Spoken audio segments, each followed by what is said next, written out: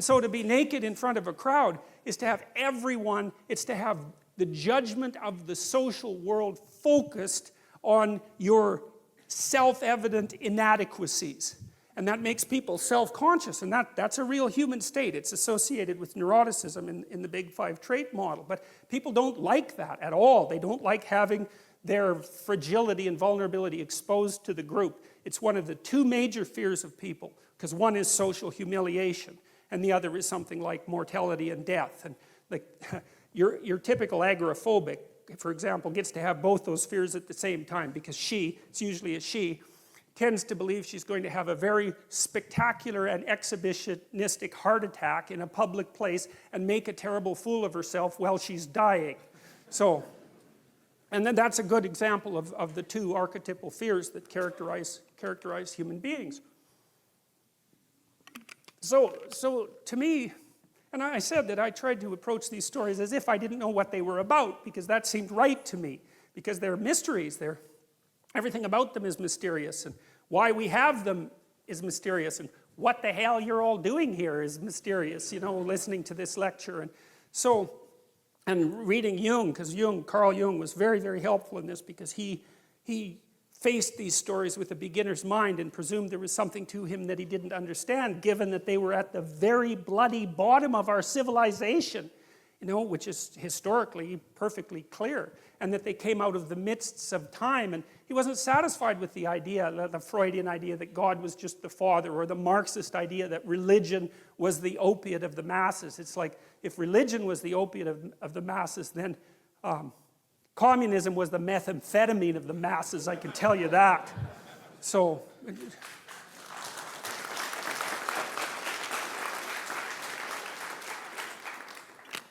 you know, you've been betrayed by someone, and so you fall into that underworld of doubt about everything. And it's a serious place to be in that underworld, because not only do you not know where you came from or who you are or where you're going, that's bad enough. So that's the underworld itself. But there's a subdivision of the underworld, like the worst suburb, which is, I think, what hell is, essentially, from a metaphysical perspective. Because, you know, if someone really cuts you off at the knees, especially if they do it in a malevolent way, and if you're going to be betrayed, and you really want to be betrayed properly, you want to be betrayed by someone who's really out to hurt you. You know, they just weren't being stupid. They were like after you for whatever reason. And then that's also, you plunge into that underworld space, and that's also when you start to nurse feelings of resentment and aggrievement and murder and homicide, and even worse, you know, because if people are betrayed enough, they start to obsess about the utility of being itself, and perhaps go to places that no one would ever want to go if they were in their right mind, and to develop and nurse fantasies of the ultimate revenge. And that's a horrible place to be, and that's hell as far as I can tell. And that's why hell has always been a suburb of the underworld, because if you get plunged into a situation that you don't understand and things are not good for you anymore, it's one step from being completely confused.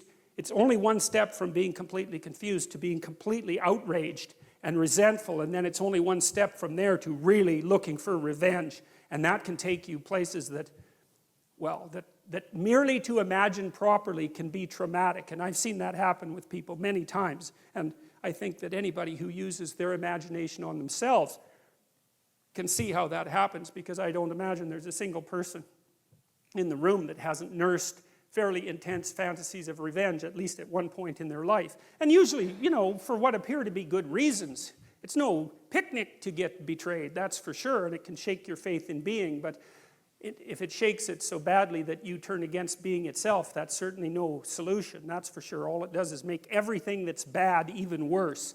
So, okay, now, and God said, let there be light, and there was light, and God saw that the light was good. And God separated the light from the darkness. And so that's another fundamental separation, right? Light and darkness. Those are in some sense the two of the fundamental elements of our conscious being, because of course when it's light, we're awake and conscious because we're diurnal animals, and when it's night, well, then we're asleep. And so our existence is bounded by light and darkness. We're up and alert when it's light, and that's partly because we're highly visual animals, right? Unlike most animals, because most animals use smell, we use vision. We're very strange that way. and vision is associated with enlightenment and illumination and with the breaking of the dawn and with the coming of the new day and all of that. So for light to be created is associated in some sense with the emergence of conscious being. And so that's another echo of that notion. And the particular phrasing of the story also is important because it's again that God said, right? So that's the use of that word. And that's the active element of the structure that gives order to chaos. It's something like that. So it's like the spirit of the structure manifests itself and produces the fundamental divisions of experience. That's what's being presented here. And God separated the light from the darkness. He called the light day and the darkness he called night. And again, the fact that things are named is also very important. So you see this later with Adam because God gives Adam the job of naming all the animals. And it's sort of like the animals don't actually exist in some sense till they're named. And that's another indication of the authors of the Bible's attempt to come to terms with the fact that our cognitive faculties and our ability to speak have something to do with the way that we cast chaotic potential into actuality, right? Because we can't really get a grip on something before we have a name for it, which is why, for example, you all have names, and everything that you encounter has to have a name, because before it has a name, it's just kind of part of the blurry background. It's something like that. And you could say it exists before it has a name, and that's true, but it's also true that it doesn't exist before it has a name. Because as soon as you give something a name, its nature changes, and you've transformed it into something that's not so much mere potential anymore, but it's at least on its way to being actuality. It's on its way to being a tool. And so the act of naming is repeated continually in the first chapters of the Bible, and the reason for that is this continued emphasis on the importance of consciousness and conscious articulation and speech. You know, and speech is really something that does separate us in an important way from animals, you know, like we haven't got very far teaching animals how to speak. The best we've managed so far is some parrots, right? There's a gray African parrot. There was one of them that got up to about a 4-year-old level, and that's mind-boggling, because like how big is the brain of a parrot? It's like that big, and that bloody thing could talk, and so that shows you how much we know about brains. But I know they're small and all that, and we tried teaching chimpanzees to talk, and they could kind of get somewhere with sign language, especially if you started when they were young, but they don't have the capacity for language like we do, and they were never able to really pass it on to the next generation, which is obviously a critical element of really having that ability.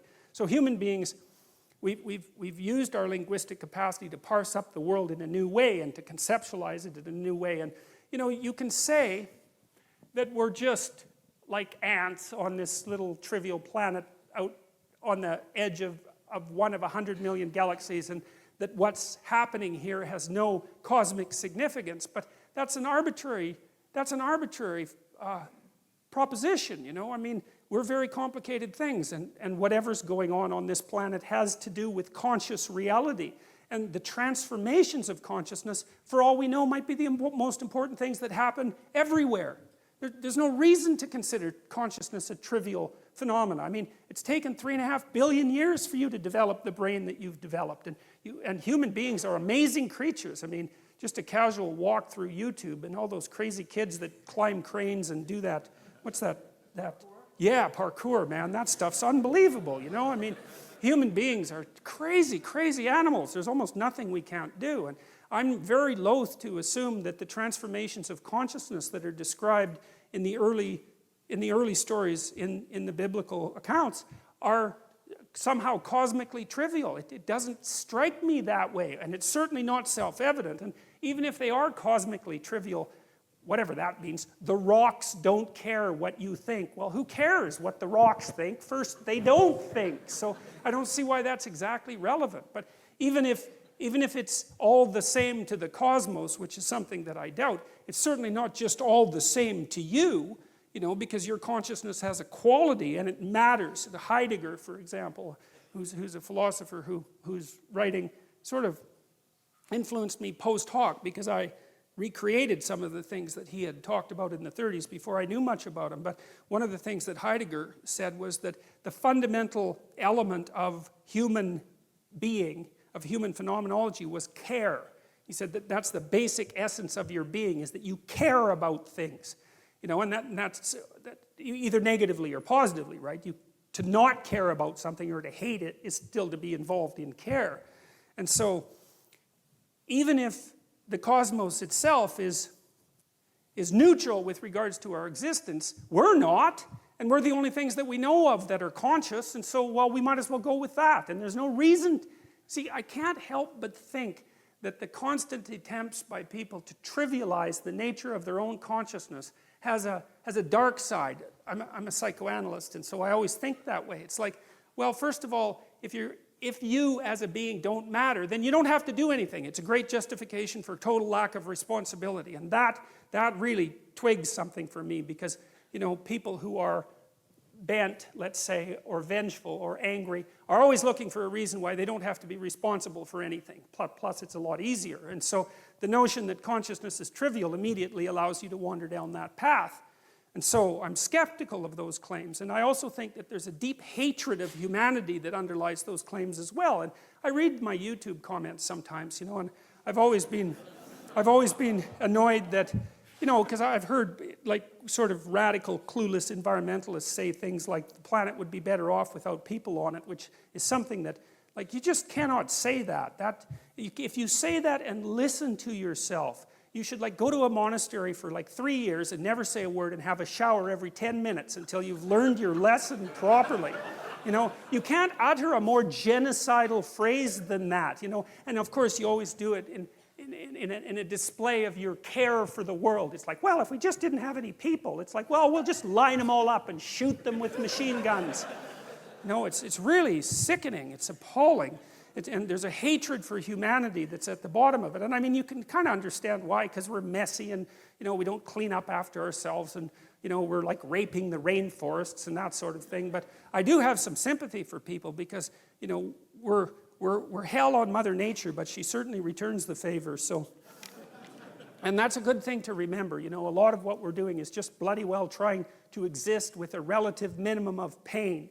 And we're doing our best to get, you know, to get as good at doing that as fast as we can. And that's not an easy thing. There are lots of us, and like, life is bloody complicated. And the other thing that happens too is, again, if you scratch just beneath the surface of people, and this is something that's always, you know, to me has been a kind of miracle, is if you talk to someone, they're out doing their job, and maybe they're doing a good job at it, like some emergency room nurse, you know, God, there's a job for you. Or maybe they work in palliative care.